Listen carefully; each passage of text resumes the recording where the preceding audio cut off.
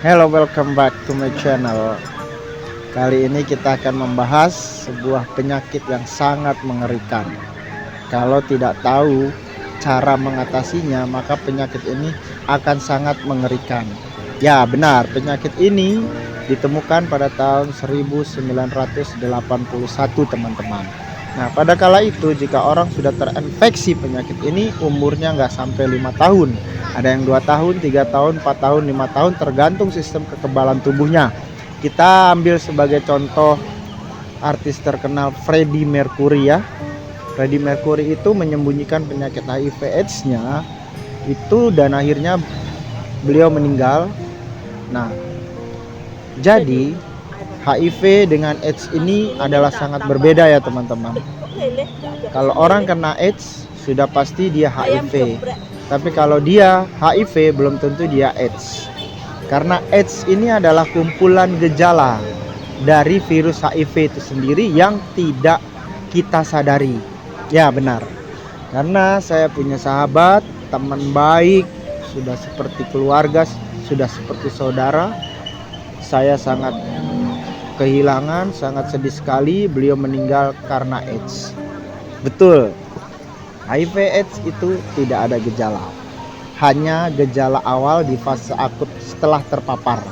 Jadi jika teman-teman sudah terpapar HIV, maka teman-teman akan menemukan gejala-gejala yang berbeda. Tidak semua orang memiliki gejala yang sama, dan kebanyakan yang terjadi itu adalah gejala seperti flu biasa.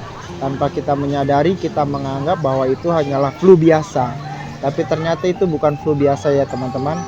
Itu adalah virus HIV, dan itu setelah flu-nya itu hilang, biasanya itu ya kayak demam, meriang, sakit kepala, batuk, pilek, tenggorokan, radang, atau segala macam.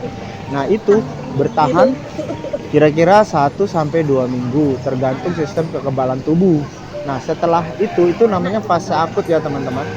Ayah terpapar awal HIV AIDS. Setelah misalnya hari ini teman-teman berhubungan, biasanya itu misalnya hari ini terpapar atau besok nanti terdeteksinya itu 12 minggu kemudian, atau gejalanya bisa 12 minggu kemudian. Itu semua tergantung sistem kekebalan tubuh dari masing-masing orang tersebut ya teman-teman.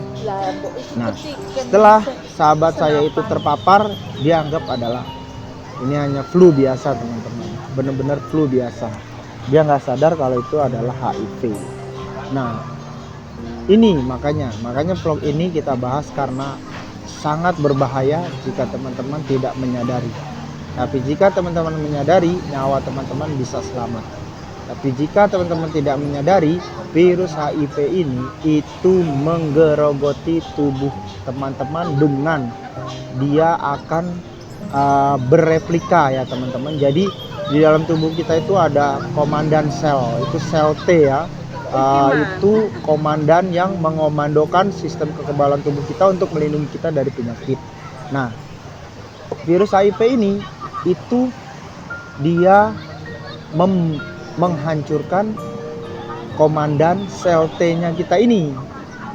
Prajuritnya mungkin tidak hancur, tapi prajuritnya ini tidak ada komando. Jadi tidak bisa untuk mempertahankan sistem kekebalan tubuh kita. Gitu loh teman-teman.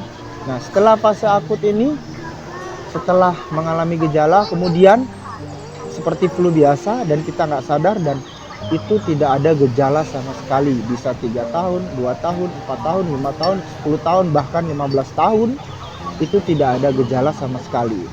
Tetapi tanpa kita sadari, sebenarnya sistem kekebalan tubuh kita itu sudah melemah teman-teman. Dan virus HIV ini dia mereplikasi diri ya, jadi mengcopy dirinya semakin banyak dan semakin banyak, dari 50, 100, 200 sampai ribuan bahkan jutaan. Dan jika virus HIV ini sudah mereplikasi diri, mengcopy diri dengan jumlah yang sangat besar, maka sistem kekebalan tubuh kita akan kalah. Ya, setelah sistem kekebalan tubuh kita kalah, maka ada yang namanya infeksi oportunis ya teman-teman. Apa itu infeksi oportunis? Ya, jika teman-teman memiliki penyakit komorbid seperti TBC, oke, teman-teman punya penyakit paru-paru, punya penyakit gangguan otak, gangguan ginjal, gangguan jantung, gangguan liver. Nah, itu akan semakin memperparah. Bahkan jika teman-teman sudah masuk di fase AIDS ini, nah AIDS itu, ini saya jelaskan bahwa AIDS itu adalah acquired immunodeficiency syndrome, ya. Jadi AIDS ini kumpulan gejala yang menyebabkan kematian, kerusakan otak, ya, kehancuran daripada sistem kekebalan tubuh kita melemah, dan kemudian virus HIV ini memperbanyak dirinya, mempunyai kekuatan untuk melemahkan sistem kekebalan tubuh kita.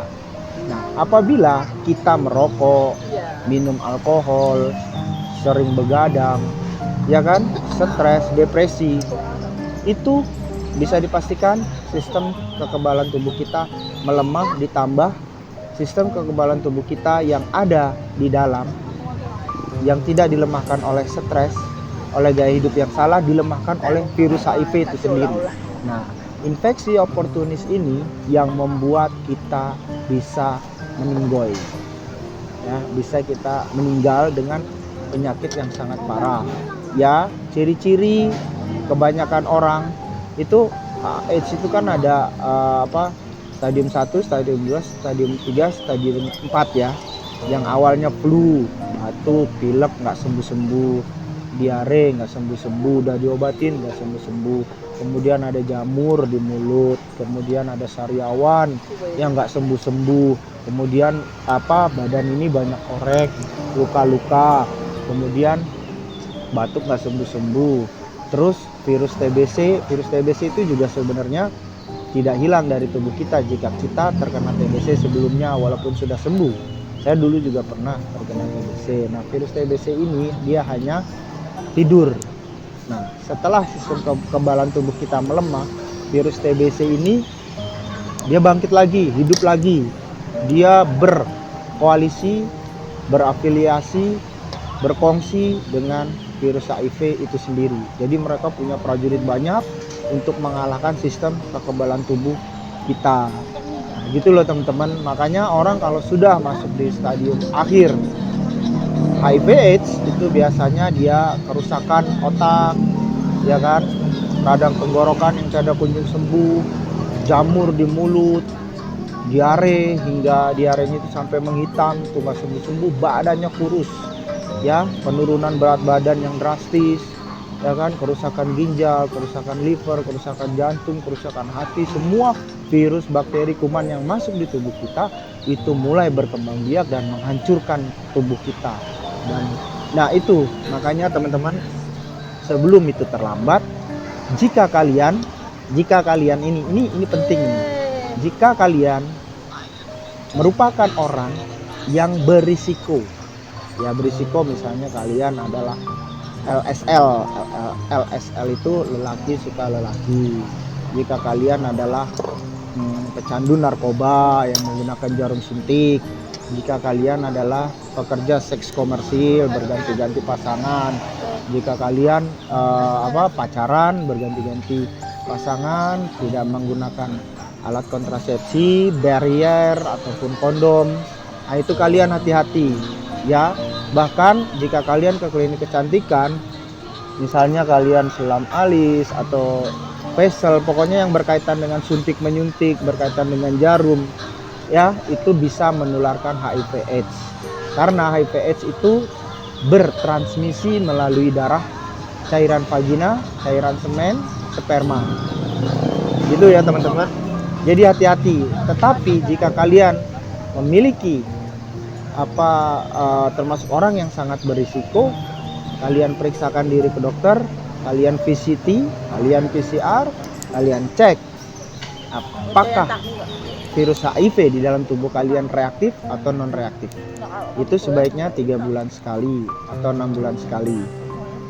Jika kalian sudah VCT, dan jangan cuma sekali, nanti diulang lagi 3 bulan kemudian. kecuali kalian tidak merupakan orang yang berisiko ya teman-teman.